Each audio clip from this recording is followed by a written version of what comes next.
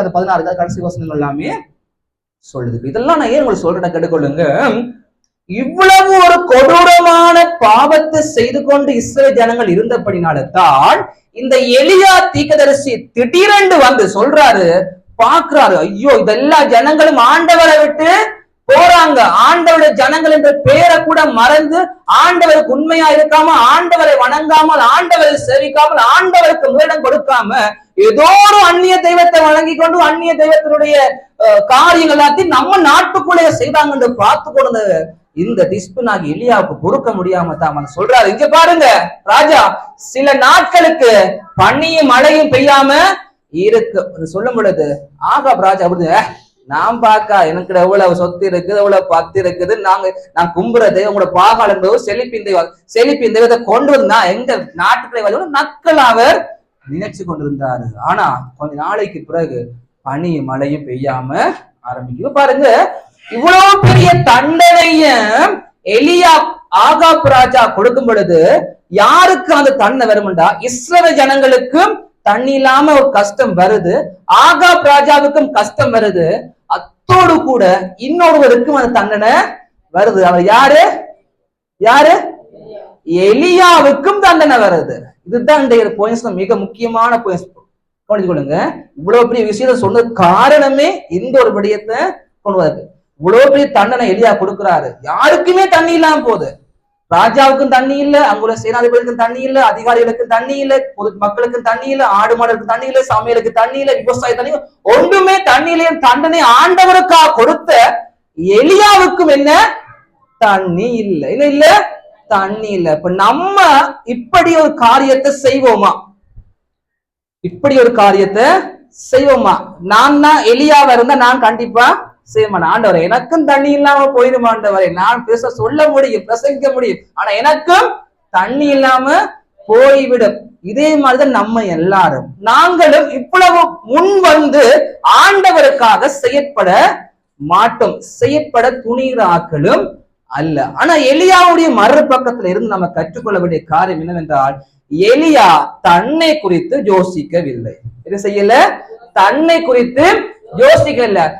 இவங்களுக்கு தண்டனை கொடுத்தா தண்ணி இல்லைன்னு சொன்னா எனக்கும் தானே தண்ணி இல்லாம போகும் என்பதை கணக்கு எடுக்கல. பரவாயில்ல, தண்ணி இல்லாம போகுது, எனக்கு தண்ணி இல்லாம போனாலும் பரவாயில்ல, ஆனா இவங்க இயேசுதான் தெய்வம் என்று அறிந்து கொள்ள வேண்டாம், இவர்களை நடத்துறவர் ஆண்டவராகிய தேவன், யாகுவே தேவன் என்பதை இவர்கள் அறிந்து கொள்ள வேண்டும் சொல்லி எலியா தன்னை குறித்து யோசிக்காம இந்த தண்டனையை அவர்களுக்கு கொடுத்தாரு. சோ எலியாவுடைய மறுபக்கத்துல இருந்து நம்ம கற்றுக்கொள்ள வேண்டிய முதலாவது பாயிண்ட்ஸ் என்னவென்றால், நாங்களும் எங்களுடைய காரியங்களை பார்த்து போட்டு மற்ற காணுடைய காரியத்தை செய்வோம் என்று வரக்கூடாது. இன்றைக்கு அதிகமான கிறிஸ்தவர்கள் செய்யற ஒரு காரியம் என்னவென்றால், முதலாவது என்னுடைய காரியத்தை எல்லாத்தையும் பார்த்து ஓகே பண்ணினதுக்கு பின்பதாக ஆண்டவருடைய காரியங்களை செய்வோம்.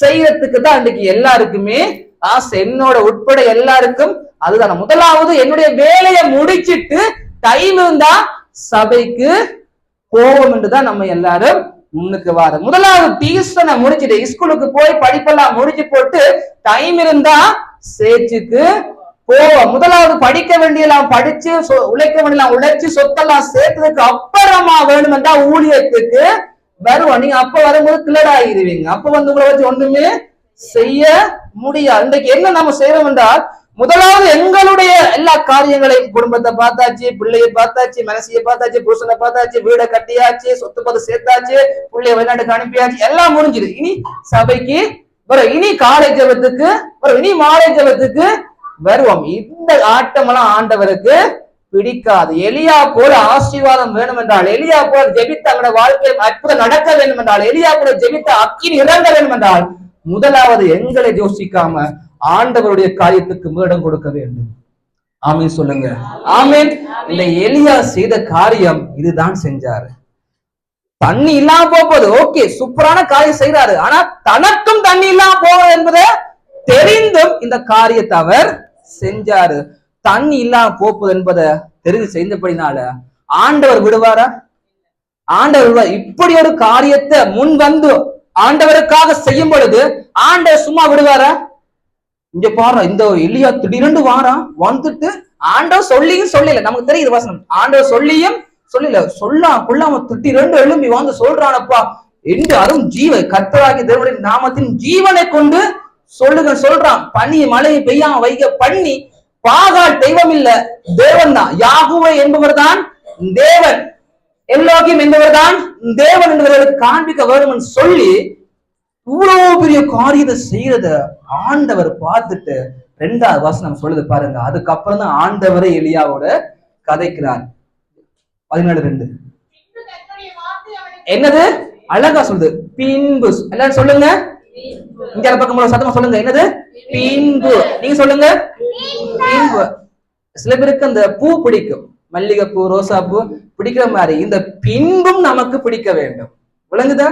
முதலாவது நம்ம ஆளுடைய காரியம் செய்தால் பின்பு என்கிற அந்த பூ நல்ல காரியத்தை நமக்கு செய்யும். பின்பு வாசிங்க அப்படி தங்கச்சி.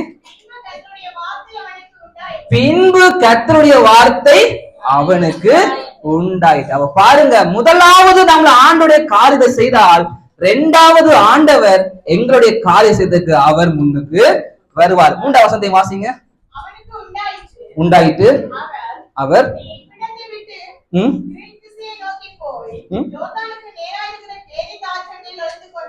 இப்ப ஆண்டவர் காரியம் செய்ய வலிக்கிட்டாரு, சொல்லிட்டாரு, இங்க பாரு எலியா, நீ சொன்னபடி நான் செய்ய போறேன், ஆனா உனக்கும் தண்ணி இல்லாம போதானே, நீ தண்ணி இல்லாம இருக்க கூடாது, உனக்கு நான் தண்ணி ஆயத்தப்படுத்துறேன், ஜோர்தானுக்கு எதிரே உள்ள கேரித் ஆற்றண்டைக்கு போ, அங்க நான் தண்ணி கொஞ்சம் உனக்கு வச்சிருக்கிறேன், அங்க தண்ணியும் கிடைக்கும், நீ வேலைக்கே போகாம காகங்கள் வந்து உனக்கு ஆகாரத்தை கொடுக்கும். எப்படி நம்முடைய ஆண்டவர்.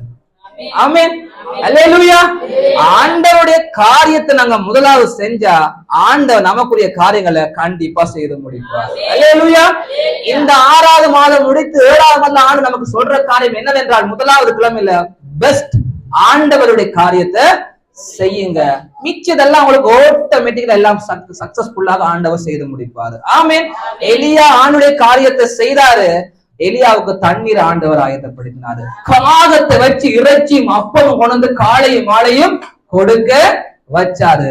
அந்த தேவன் தான் நம்முடைய ஆண்டவர். எலியாவை போஷித்த ஆண்டவருக்கு எங்களை போஷிப்பது பெரிய காரியம் அல்ல. சில நேரம் வேலைக்கு போனாதானே பாஸ்டர் சாப்பிட முடியும். ஆமா, நீங்க வேலைக்கு போகாம இங்க வந்தாலும் 3 நேரம் சாப்பாடு ஆண்டவரால கொடுக்க முடியும். அல்லேலூயா.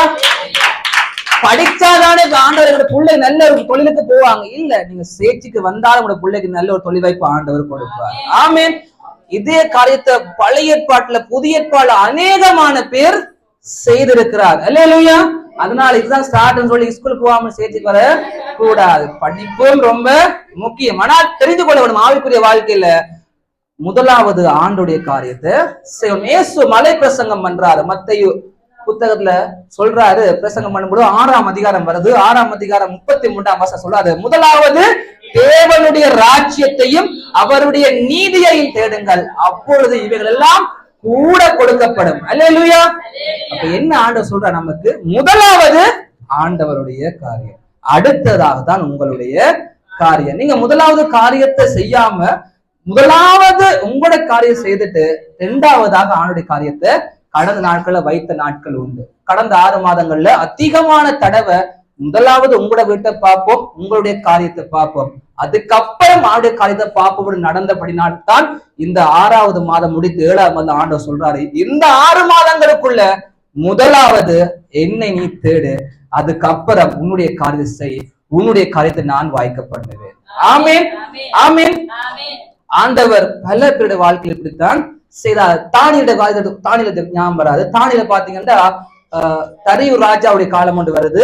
அந்த ராஜாவுடைய காலத்துல அங்க உள்ள சேனாதிபதிகள் சொல்றாங்க, இங்க பாருங்க ராஜா, நீர்தான் ஆண்டவர் ராஜா, கொஞ்ச காலத்துக்கு ஒரு குறிப்பிட்ட நாளைக்கு நீங்க தான் எங்களுக்கு கடவுள், ஏதாச்சும் தேவை வந்தா தரியூர் ராஜா நாங்கள் எல்லாரும் வந்து உங்ககிட்ட கேட்கிறோம், நீரே கடவுள் வணங்கி உங்ககிட்ட கேட்கிறோம், நீங்க எங்களுக்கு அந்த காரியத்தை தருங்க, வேறு ராஜா எங்களுக்கு இல்ல, வேறு கடவுளும் இல்ல, நீங்க தான் கடவுள்னு சொல்லிட்டு சொல்றாங்க. ஒரு கையொப்பம் வைக்கிறாங்க, ஒரு லெட்டர் எழுதி, ராஜா இன்றில இருந்து நாங்கள் தேவை வந்தால் அவசியம் வந்தால் உங்ககிட்ட தான் வருவோம், நீர் தான் கடவுள், சைன் வச்சுட்டாங்க சொல்லி வச்சு கொடுத்துட்டு இந்த முத்திரையில அந்த மோதிர முத்திரத்துல சைன்லாம் வச்சு கொடுக்க வைக்கும்போது சொல்றாங்க, அதனால நீங்க தான் கடவுள் என்று அப்படினால இங்க உள்ள யாருமே எந்த காரணம் கொண்டு வேற கடவுளை கும்பிடக்கூடாது. தேடினா அவங்கள சிங்க கெபில கொண்டு போடுங்க ராஜா வந்து சொல்லிடாரு. இதை தெரிஞ்சு கொண்டது அந்த டைம்ல அடுத்த ராஜாவுக்கு அடுத்த பதவியில இருந்தவர் யார் இருந்தாரு?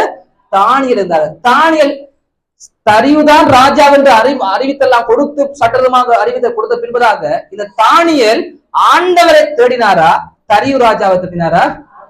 ஆண்டவரை வல்லமை போல 3 நேரம் தவறாமல் எருசலேமை பார்த்து ஜெபம் பண்ணினாங்க. ஜெபம் பண்ணும் போது என்ன செஞ்சாங்க? சிங்க கெபில கொண்டு போய் தானியல போட்டாங்க. போட்டாலும் சிங்கங்களை வாயில ஆண்டர் கட்டினார் ஒழிய தானியல் ஆண்டர் கொண்டு போடவே இல்ல. தானியல கொண்டு போட வந்தவங்களை குடும்பத்தோட சேர்த்து ஆண்ட சிங்க கெபில போட்டார். ஆனா தானியல ஆண்டவர் உயிரோட தான் வைத்தார். கடற்கரை கட்டும் ஆண்டவருக்கு. சோ நான் என்னத்தை இன்றைக்கு இந்த சொல்கிற வேண்டும் ஆசைப்படுறால் ஆவியார் என்ன பேச இருந்தால் என்ன சொல்ல சொன்னார் என்றால், முதலாவது ஆண்டவரை நீங்க எல்லாரும் தேட வேண்டும். கடந்த நாட்கள்ல ஆண்டவத்துல ரொம்ப குறைவு. சோ இந்த மாதத்துல இருந்து ஆண்டவர் நம்ம சொல்றாரு பெஸ்ட் முதலாவது ஆண்டவரை தேடுங்க. அதுக்கப்புறம் உங்களோட காரியத்தை ஆண்டவர் வாய்க்க பண்ணுவார், செய்து முடிப்பார். அல்லேலூயா, ஆமென். கர்த்தர் நாமத்துக்கு மகிமை உண்டாவதாக. ஆமென். எழுந்து நின்று ஜெபம் பண்ணி இந்த ஆராதனை நாங்கள் ஒப்பு கொடுப்போம், வார்த்தையை ஒப்பு கொடுப்போம். ஒரு விஷயம் எழுந்து நாங்களே ஆண்டவரத்துல ஒப்பு கொடுப்பு ஜெபிக்க போறோம். ஆண்டவரே, வார்த்தையோடு பேசியிருக்கீங்க. ஆண்டவரை நாங்கள் முதலாவது உமக்கு முதலிடம் கொடுக்கணும். நீங்கள் எலியாவில் இருந்து கற்றுக் கொடுத்திருக்கீங்க. சோ அதனால எங்களோட வாழ்க்கையில நாங்கள் உமக்கு இடம் கொடுக்க எங்களுக்கு உதவி செய்யுங்க சொல்லி எல்லாரும் சீக்கிரமா எழுந்துருங்க. கண்களை மூடுங்க. எல்லாரும் கண்களை மூடி ஜெபம் பண்ணுங்க. வாய்களை திறந்த ஜெபம் பண்ணுங்க. ஆண்டவரை, எனக்கு முதலிடம் நீங்க தான்.